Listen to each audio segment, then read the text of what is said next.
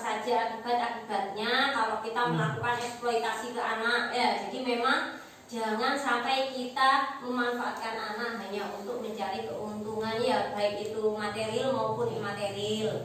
Nah, tadi kita sudah tahu apa akibatnya. Sekarang hari ini kita akan melanjutkan bagaimana sih caranya untuk mencegah supaya eksploitasi itu tidak terjadi ya, baik pada anak-anak kita maupun pada masyarakat sekitar kita ya. Saya punya permainan Bu ya, ini kan kelihatannya jenuh semuanya. Kita main-main dulu Bu. Saya punya dua macam bendera. Yang pertama ini warnanya hijau, yang kedua ini warnanya merah ya. Jadi ada warna hijau dengan warna merah ya. Nanti Ibu, saya akan memberikan pernyataan kepada ibu-ibu semuanya ya. Ibu-ibu mendengarkan kalimat dari saya. Kalau yang saya sampaikan itu menurut ibu-ibu itu adalah cara untuk mencegah eksploitasi, maka ibu-ibu silahkan nanti angkat bendera yang warna hijau. Ya, Ya Bu. paham ya? Warnanya yang hijau. Berarti itu kalau setuju, cara yang saya sampaikan adalah untuk mencegah eksploitasi.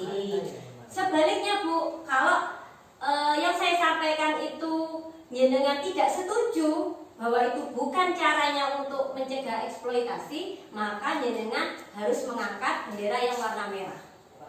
Paham Ibu ya? Setuju dan tidak setuju. Oke, saya bagikan satu-satu Bu.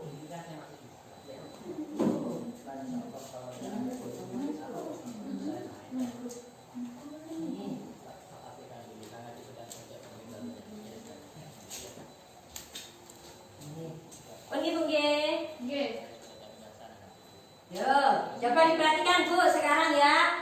Konsentrasi. Oke, pertama, menyuruh anak menjadi kuli angkut untuk menambah uang penghasilan keluarga.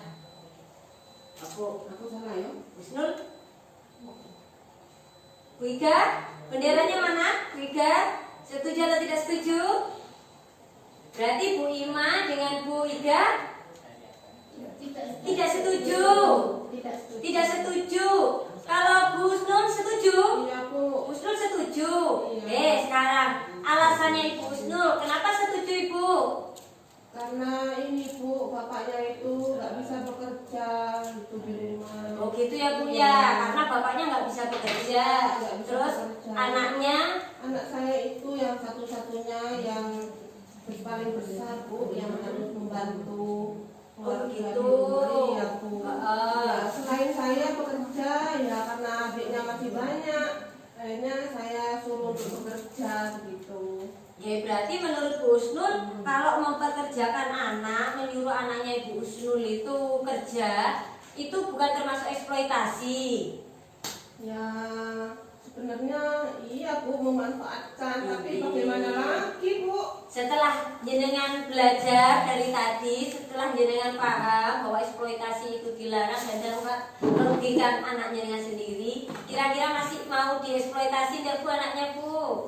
Enggak Bu. Enggak ya, enggak boleh memang ya Bu ya. Jadi yang benar adalah menyuruh anak menjadi kuli untuk dimanfaatkan supaya dapat uang itu bukan cara untuk mencegah eksploitasi. Ya betul, hebat yang untuk Bu Rika ya, Bu Ima. Lanjut yang kedua sekarang, mengizinkan anak untuk menikah sebelum usianya 18 tahun.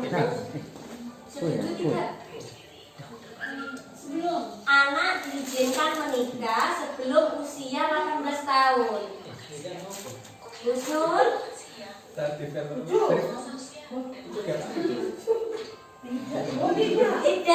iya tidak setuju. Konsentrasi ya Husnul ya. Oke. Nah, jadi itu juga bukan cara untuk mencegah eksploitasi.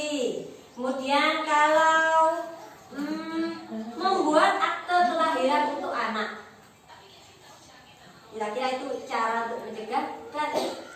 Setuju semua ya berarti ya, ya setuju. Ya alhamdulillah. Berarti dari sini sudah paham semua ya Bu Ibu ya? Paham ya. Jadi ada beberapa cara yang bisa kita gunakan supaya anak-anak kita terhindar dari yang namanya eksploitasi. Ya, jenengan bisa dibuka buku pintarnya halaman 48 Bu. Coba dilihat Bu semuanya Bu. Oke, buku pintarnya.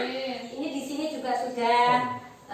Silakan yang nggak bawa buku pintar silakan dilihat Bu di atas ya. Jadi banyak sekali cara-cara untuk mencegah eksploitasi terhadap anak. Yang pertama, anak jangan sampai putus sekolah ya, diupayakan harus tetap sekolah. Kemudian tidak menyuruh anak kerja apapun alasannya ya Bu Nur ya.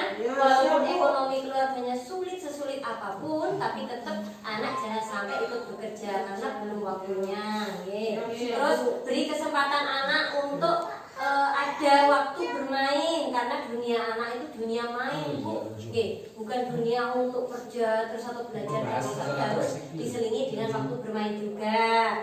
Kemudian hati-hati juga ya dengan jangan sampai menikahkan putra putrinya dengan sebelum usianya 18 tahun ya. Jadi kalau sudah usianya di atas 18 tahun, monggo silahkan boleh dinikahkan. Sebelum itu jangan Bu ya, karena apa? Karena itu beresiko putra putri kita nantinya bisa dieksploitasi. Oke nggih, untuk lebih lengkapnya silakan jenengan dibuka itu semuanya halaman 48 ya Bu ya, di buku pintar ya.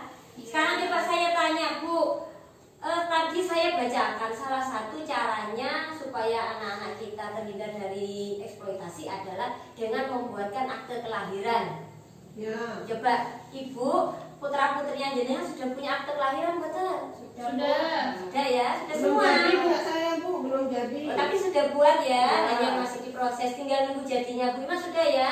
Iya bagus Bu. Jadi memang pembuatan akte kelahiran itu adalah salah satu cara yang sangat efektif untuk mencegah adanya eksploitasi anak. Ya, macam-macam Bu fungsinya, manfaatnya kalau putra putri kita sudah dari lahir dibuatkan akte kelahiran. Yang pertama, identitasnya jelas ya, punya identitas yang sah diakui oleh negara. Kemudian jelas juga asal usulnya, siapa bapaknya, siapa ibunya, itu jelas. Kemudian nantinya kalau sudah punya akte bisa dibuatkan KK, dibuatkan KTP kalau sudah dewasa nantinya ya kan masuk ke kakaknya orang tua.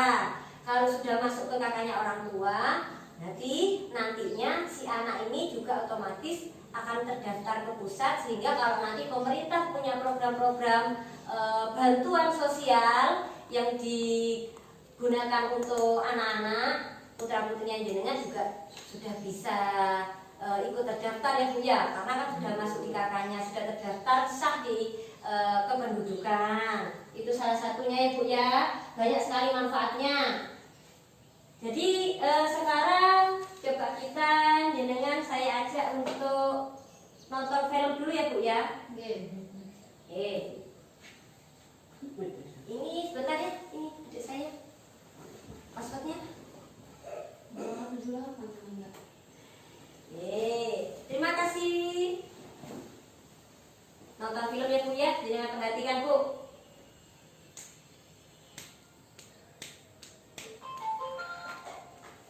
SCTI.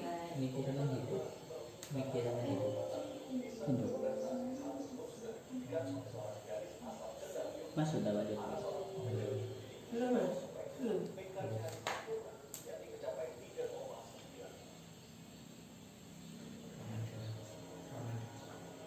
Belakang Mas. Nah sini. Saya itu bilang itu ini bertemu ini sama dengan juga si anak ibu tanya waktu presiden SBY. Itu kan Bu guys. Jadi mesin. Iya sebenarnya, tapi tidak pergi yang Sampun. Itu tadi sedikit cuplikan ya berita tentang siapa tadi Bu? Anaknya tukang becak, Bu. Anaknya tukang beca, namanya Raini ya, memang Raini. Jadi si Raini itu hanya anak seorang tukang beca, tetapi berprestasi, bisa kuliah, bisa lulus, bahkan dengan nilai cum laude, Bu, itu tertinggi, Bu, ya. Berarti walaupun dari film tadi itu kan kita bisa menyimpulkan ya, walaupun si orang tua dengan semuanya mungkin memiliki keterbatasan ekonomi, itu sama sekali tidak menjadikan alasan untuk putra-putri jenengan tetap berprestasi. Itu ya, Bu, ya. Jadi semoga film tadi bisa menjadi penyemangat untuk jenengan. Sebelum saya akhiri, Bu, saya sampaikan pada jenengan, hati-hati jangan sampai kita menelantarkan anak dan mengeksploitasi anak, Bu. Kemudian sebisa mungkin sebagai orang tua kita harus wajib mencegah eksploitasi dan mencegah eksploitasi terhadap anak ya, Bu, ya. Oke. Selanjutnya saya akan membagikan lembar kerja pada jenengan ya. Nanti jenengan bisa dilihat itu saya berikan lembar kerja ya. Nanti jenengan berikan ya. Dibahas ya. Iya, Bu. Kelompok 1, kelompok 2 ya, Bu. Itu kan ya, udah ya. Iya, kelompoknya kan ini, Bu. Monggo sambil dikerjakan ya, jangan baca, jangan selesaikan. Terima kasih atas kehadirannya ibu-ibu semuanya. Ini kapan dikumpulkan, Bu? Itu silakan jenengan kerjakan, boleh dibawa pulang ya, jenengan nanti didiskusikan di rumah bersama suaminya. Saya sampaikan terima kasih atas kehadiran jenengan. Kita bertemu lagi ke sesi berikutnya ya. Kita sebelum pulang kita berdoa dulu, Bu. Monggo. Silakan Bu Ima dipimpin doa penutupnya, Bu Ima. Udah makan. Mari kita tutup pertemuan kali ini dengan bacaan hamdalah bersama-sama. Alhamdulillah.